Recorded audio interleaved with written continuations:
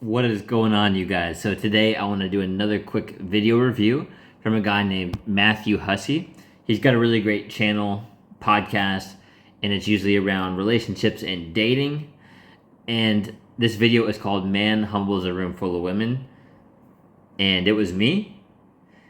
Basically, he's reacting to a video that went viral several years later after he made it at a conference that he held for a conference helping women. So this video is really interesting, and I want to share this with you guys because it's fun to watch and also helpful to learn from. So let's dive in. Man humbles room full of women. So we made this video years ago, back in 2016. We were on tour at the time. I remember this event, Jameson. We were in LA. We were almost about to wrap up. It was literally the last question. I said, any more questions? Let's do one more. It led to us chopping a moment from this event and titling it for YouTube, Who Should Pay on a Date? Well, the video went viral to the tune of tens of millions of views, which I don't know if I ever told you this, Jameson, but I ordered a pizza once, and the pizza guy saw me when he arrived at my house and went, "You're the Who Should Pay on a Date guy." That's how viral it went. Here's the crazy part. This video has really had legs because this year it went viral again. Now, it didn't just go viral, it went viral via several content creators who all titled it the same. Man humbles room full of women. Humbles, Jameson. I mean, they weren't just a room full of women. They were actually our fans. They were people that liked us. So it was a tour of it. It was my tour. I didn't just walk into a coffee shop and humble a room full of women. I'm always concerned about divisive language like this because our biggest ethos is about bringing people together, not dividing them. I want to bring men and women together. But Obviously, you can tell that he's a good guy and he wants to help people. It's just funny, especially since he's coming up against this several years later after the video. And again, right, he wanted to help people. It's just funny that people who are making the video and reviewing it again are titling it "The Man Humbles a Room Full of Women," and it's kind of like a magnet for views. Although, right, like he said, right, he had good intentions. It's not like he just walked into a place and humbled the room. His goal was to help them, and he did it actually. See. I'm going to see how much of this video I still agree with. Don't forget at the end of the video to go to yourdatingsolution.com, where based on your specific love life challenge that you enter, I give you the best one of my solutions to help you right now. Okay. Oh boy. At booking.com, we know that accommodation During the dating period, after like 4 or 5 months of dating, I just wondering at what point do you have to pay, did the woman have to pay when they go out? The guy is asking that there should be half and half at that point when you already... At what point? When you already been dating for 4 or 5 months. Right. Yeah.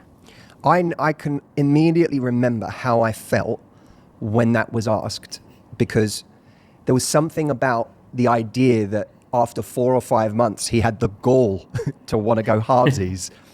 That immediately irked me at the time. Look, okay, to give you a quick answer on, firstly, I think we should just deal with the who should pay thing to begin with.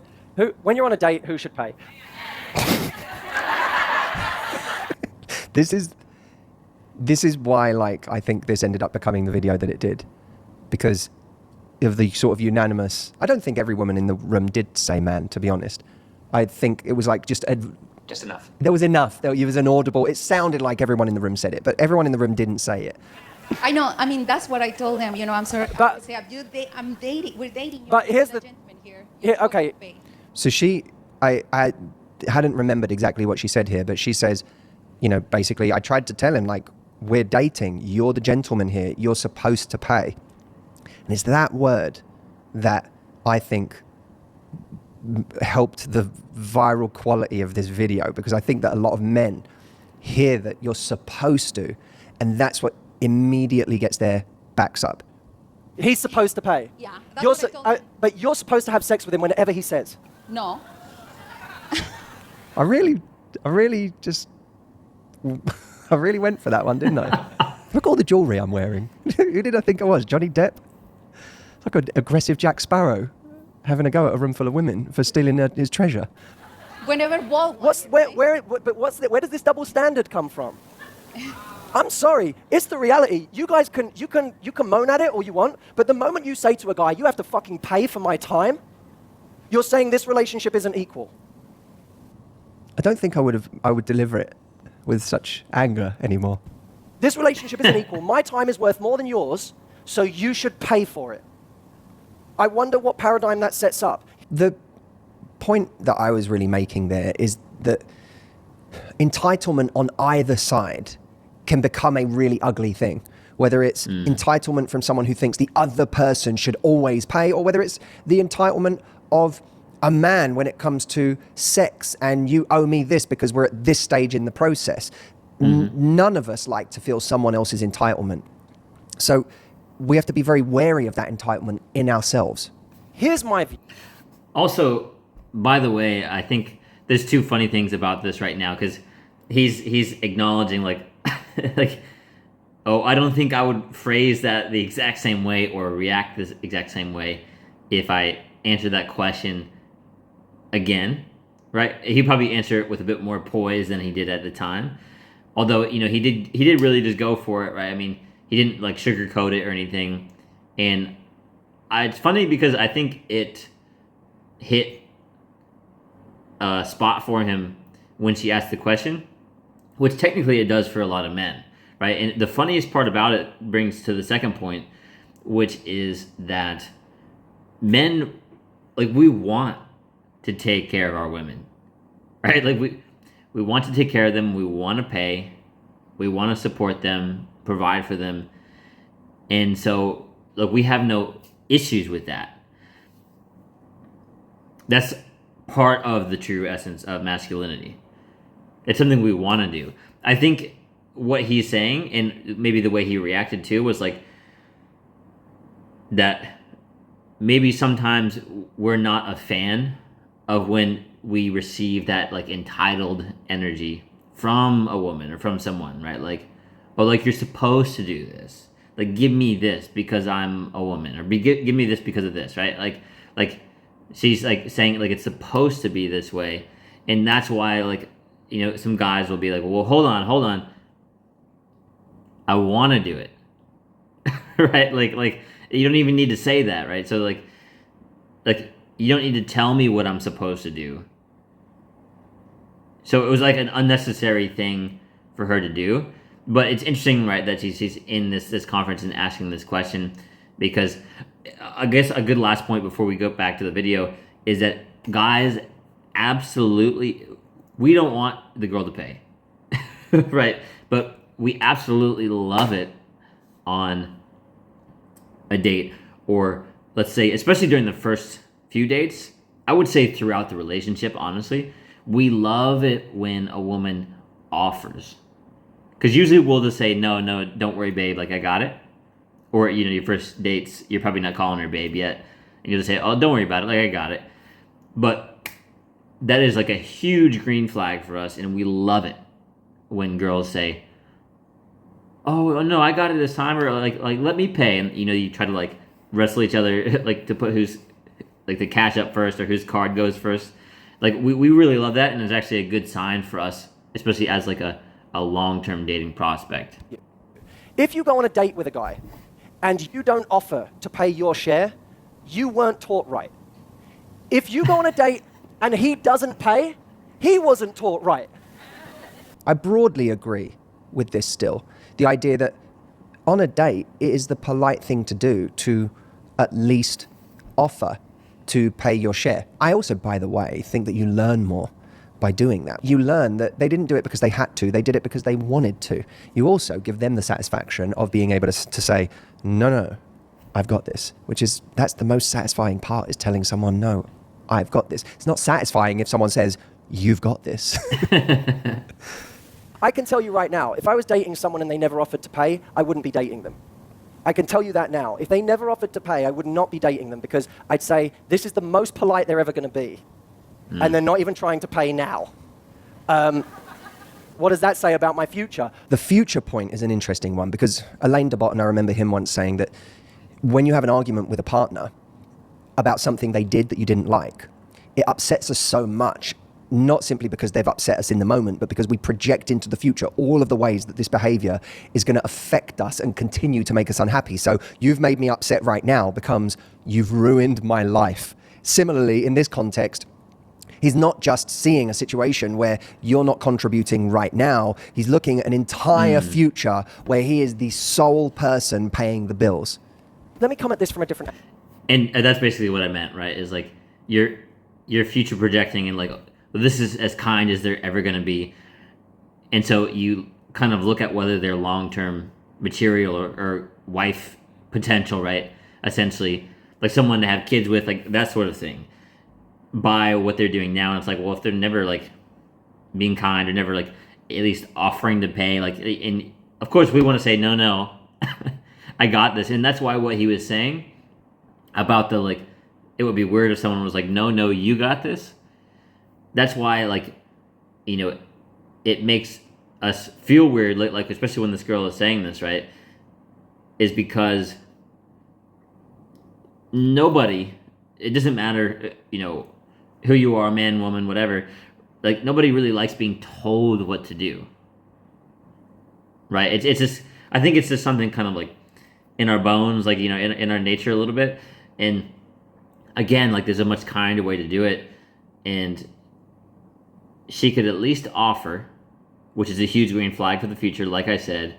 And that's what we would appreciate much more than like, no, this is the way it is. You're supposed to do this, right? Because obviously, like, it comes off wrong. I will always treat my partner how I would treat my best friend. And I wouldn't apply a different standard to my partner than my best friend. I wouldn't say to my best friend, let's always go out to dinner and you always pay.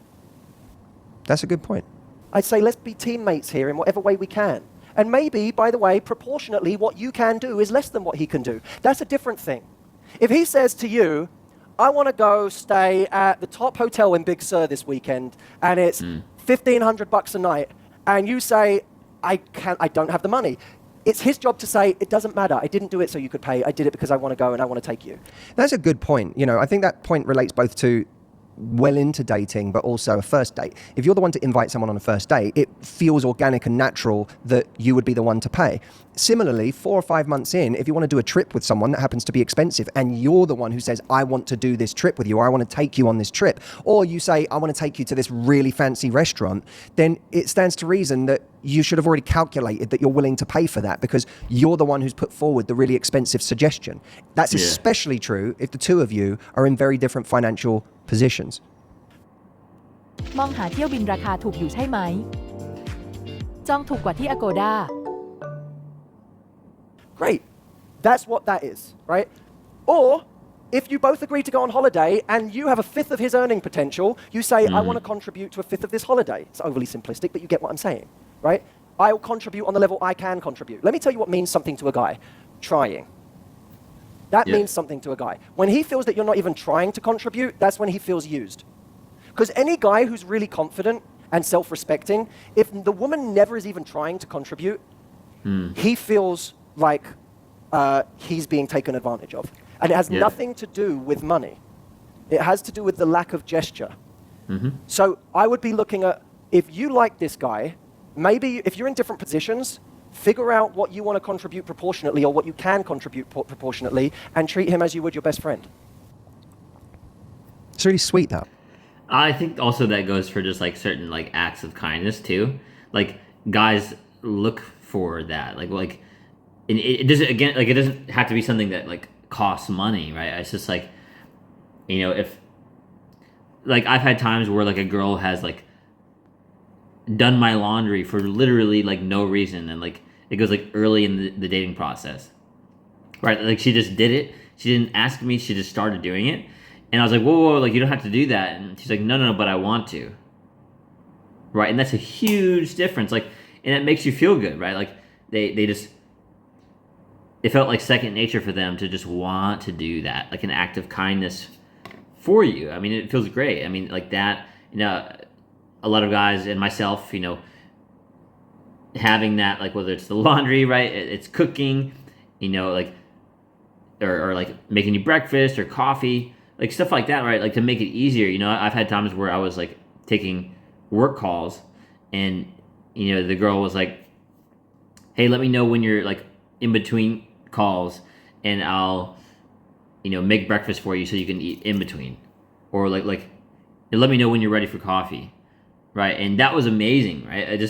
Same thing as this concept, right? Like we enjoy that because it's like it just shows that you care. It's not. I've heard people like get like triggered about it, and they're like, oh, you just want to be served, like you want like a servant, blah blah blah. And it's like no, like you don't get it, like doing something kind, and guys want to do that for their girls too, right? Like just doing something kind because you want to. It's not because we want to be served. We just like doing something nice for the person that we're dating. Simple as that. Idea of treating someone like your best friend. I really stand by that, because that's, I mean, what is our partner but the person that has devoted their lives to us, who has said that you're the one person that I'm going to be with romantically? Doesn't that person deserve the best of our generosity? Don't they deserve the best of our teamwork, of our support? Why is it, and this is, I think, a problem with so many relationships, is often the person that does the most for us gets the least from us, and we take them for granted. Like, I think about this video as a whole, and that idea of teamwork, to me, is the idea that stands out the most, because we can have all sorts of rules around this, but rules can only get us so far. And rules really, when you have a rule, it's only ever really getting at a principle. And the principle is the thing. The rules can be too rigid. Like, it's not, we shouldn't have a rule that says every time someone pays for something, you contribute the amount that you can in proportion to how much you earn compared to them. And that's, no one wants to do that. It might be that that person pays 3 times in a row, but then on the 4th time, you're like, I got this. I mean, in any relationship, that's what means something to everybody, not just men, is that feeling that somebody else is trying. And trying can come in different forms. Trying can come in the form of you do something for someone and they show a lot of appreciation for what you just did. Trying can come in the form of, I'm going to contribute what I can because I want to try. It's all in the spirit of teamwork. I always think it's kind of nice if you're offering to do something expensive and someone else says, oh, that's so much money, we could do something else. Even if you know you're going to do that with that person anyway because you want to spend that money, just the fact that they were watching your wallet for you is a beautiful thing. That shows me I'm with a teammate. And when we feel like we have a teammate, we start to trust somebody. And trust is the beginning of a real relationship. I also want to say this. We live in a world today where dividing the genders gets more clicks than bringing them together. Jameson, you mentioned something before this video where you said, I think on the Ezra Klein podcast, you heard that the difference between TV and social media is that on TV, you're rewarded for likability. And on social media, you're rewarded for attention. Which, if you think about it, explains why man humbles room full of women gets more clicks than... Guy makes a nice point about teamwork in a relationship. Don't get mugged off by the rhetoric out there that is designed to make you angry at other people, that is designed to make you angry about the opposite sex. It's all designed just to get your attention. It's not designed to help you have better relationships. And ask yourself, by the way, if any of these videos that you watch are making you angry. Has getting angry ever led to a better quality of relationship in my life? Before you go anywhere, go over to yourdatingsolution.com, where I have a tool that you can literally tell your dating issue, and it will recommend you the best solution to what you're going through from my archives. Check it out. It's really cool. And thank you for watching all of these years as I've been cursing and getting somewhat aggressive at times, spontaneously. And all these years, you've just been here. So I suppose 'tis I that has been humbled, Jameson, by all of your love. I'll see you soon. Just a few quick points on that.